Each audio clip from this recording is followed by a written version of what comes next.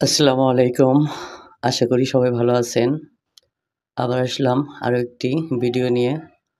তবে আজকের ভিডিওটি হতে যাচ্ছে আমাদের অনেকের ভিতরে এই ধরনের কনফিউশন থাকে। অর্থাৎ এই ধরনের বলতে যে ধরনের কনফিউশন, সেই কনফিউশন নিয়েই আমরা আজকে কথা বলব। তো কনফিউশনের বিষয়টা হলো অনেকেই সিদ্ধান্ত নিতে পারেন না সোলার প্যানেল দিয়ে ব্যাটারি চার্জ করবেন নাকি কারেন্টের চার্জার দিয়ে প্যানেল চার্জ করবেন। তো কারেন্টের চার্জার দিয়ে চার্জ করলে ভালো হবে না সোলার দিয়ে চার্জ করলে ভালো হবে? তো এইটা বোঝার জন্য আমাদের কয়েকটা জিনিসের দিক খেয়াল করতে হবে। মানে আমাদের আগে বুঝতে হবে সোলার দিয়ে চার্জ করলে যে অসুবিধা এবং সুবিধাগুলা এবং কারেন্টের চার্জার দিয়ে চার্জ করলে সুবিধা এবং অসুবিধা, এই ২ টা জিনিস আমাদের আগে বুঝতে হবে। তো এই বিষয়গুলো বোঝার আগে আমাদের যে জিনিসগুলো বুঝতে হবে সেটা হলো যে প্রত্যেকটা মানুষ সিদ্ধান্ত নেওয়ার আগে আপনি চিন্তা করে দেখবেন যে আপনি কোন জায়গায় বাস করেন। অর্থাৎ শহরে না গ্রামে। তো মেইন শহরগুলোতে কারেন্টের সাপ্লাই মোটামুটি ভালো থাকে। মানে লোডশেডিংটা কম থাকে। কিন্তু গ্রাম বা মোটামুটি যেটা শহর সেখানে লোডশেডিংটা অনেক বেশি থাকে।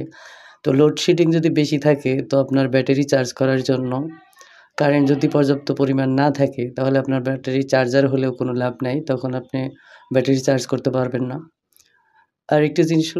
আরেকটা জিনিস অনেকে মনে করেন যে শীতকালে সোলার প্যানেল দিয়ে ব্যাটারি চার্জ করা যায় না।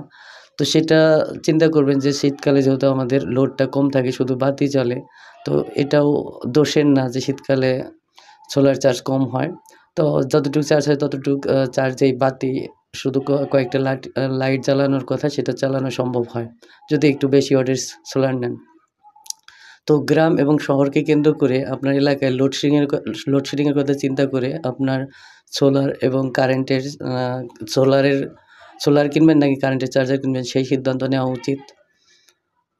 তো বন্ধুরা এখন ১ম এ আলোচনা করব সোলারের সুবিধাগুলো।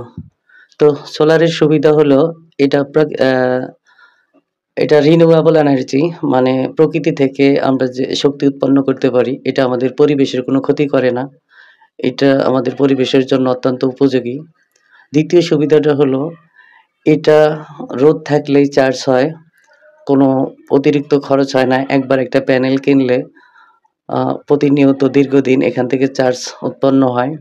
তো আমাদের প্যানেল কেনার পর দ্বিতীয়ত এর পেছনে কোনো খরচ করতে হয় না। তারপরে যে আ সুবিধাটা হলো সোলার আমরা এক জায়গা থেকে অন্য জায়গায় স্থানান্তর করতে পারি। যেকোনো জায়গায় যেকোনোভাবেই সেটাকে ব্যবহার করতে পারি। তৃতীয় সুবিধাটি হলো রোদ, বৃষ্টি যাই হোক না কেন, আকাশের অবস্থা যতটাই খারাপ হোক না কেন, কম অথবা বেশি এটা চার্জ হতেই থাকে। এখন আমরা জানবো সোলারের অসুবিধাগুলো। তো সোলারের অসুবিধাগুলো হলো, এটা আপনার যদি বেশি লোড চালান তাহলে অনেক শীতকালে মানে যখন কুয়াশা থাকে তখন আপনার অ্যা অ্যাম্পিয়ার আউটপুট কম আসে যে কারণে ব্যাটারি খুব চার্জ হয় না। দ্বিতীয় অসুবিধাটা হলো এটা রাতের বেলায় কোনো চার্জ করার কোনো সুযোগ সুবিধা নাই। মানে রাতের বেলায় একদমই সোলার থেকে কোনো আউটপুট আসে না। তৃতীয় অসুবিধাটা হলো এটা কেনার জন্য একেবারে একটা নির্দিষ্ট পরিমাণ বন্ধুরা এখন আলোচনা করব চার্জার দিয়ে ব্যাটারি চার্জ করার সুবিধাগুলো নিয়ে। তো চার্জার দিয়ে ব্যাটারি চার্জ করার কয়েকটি সুবিধার মধ্যে অন্যতম সুবিধাগুলো হলো এইটা দিয়ে আপনি কারেন্ট থাকলে যেকোনো সময় চার্জ করতে পারবেন। রাতে কুয়াশা থাকলেও ব্যাটারি চার্জ করতে পারবেন। তারপরে ২য় সুবিধাটা হলো চার্জার দিয়ে ব্যাটারি চার্জ করলে ব্যাটারির চার্জ অনেক শক্ত হয়। কারণ এর ভোল্ট এবং অ্যাম্পিয়ার অ্যাকুরেট থাকে। প্যানেলে সেই অবস্থাটা থাকে না কারণ রোদের তীব্রতা ভিন্ন, ভিন্ন সময় কমে যায়। তৃতীয়ত যে সুবিধাটা হলো আপনি এই চার্জার এক জায়গা থেকে অন্য জায়গায় স্থানান্তর করতে পারবেন এবং এই চার্জারের মূল্য প্যানেলের থেকে অনেকটাই কম। তবে এখন যে প্যানেলের দাম কমে গেছে সেই তুলনায় এই চার্জার এবং প্যানেলের দাম প্রায় কাছাকাছি। তো বন্ধুরা এখন আমরা জানবো চার্জার দিয়ে ব্যাটারি চার্জ করার অসুবিধা। তো চার্জার দিয়ে ব্যাটারি চার্জ করার সবচেয়ে বড় অসুবিধা হলো এর অতিরিক্ত বিদ্যুৎ বিল। প্রতিনিয়ত ব্যাটারি চার্জ করার কারণে এই আপনার বিদ্যুৎ বিল অনেক বেড়ে যায় এবং মাসে একটা অনেক বেশি টাকা বিদ্যুৎ বিল আসে। দ্বিতীয় অসুবিধাটা হলো এই চার্জারগুলা আপনার খুব ভালো মানের হয় না। ভালো মানের হলেও আপনার আপনার যে টাকা দিয়ে এই চার্জার কিনবেন তার থেকে আর কিছু টাকা যুক্ত করলেই আপনি ৳১০০ র একটা প্যানেল কিনতে পারবেন।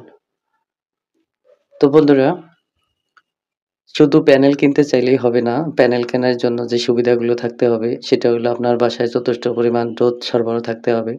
বাসায় যদি নির্দিষ্ট সময় রোদ না থাকে তাহলে আপনার আ প্যানেল কিনেও কোনো লাভ হবে না। কারণ আপনার প্যানেলে রোদ না পেলে ব্যাটারি চার্জ করার জন্য যথেষ্ট পরিমাণ আউটপুট দিতে পারবে না।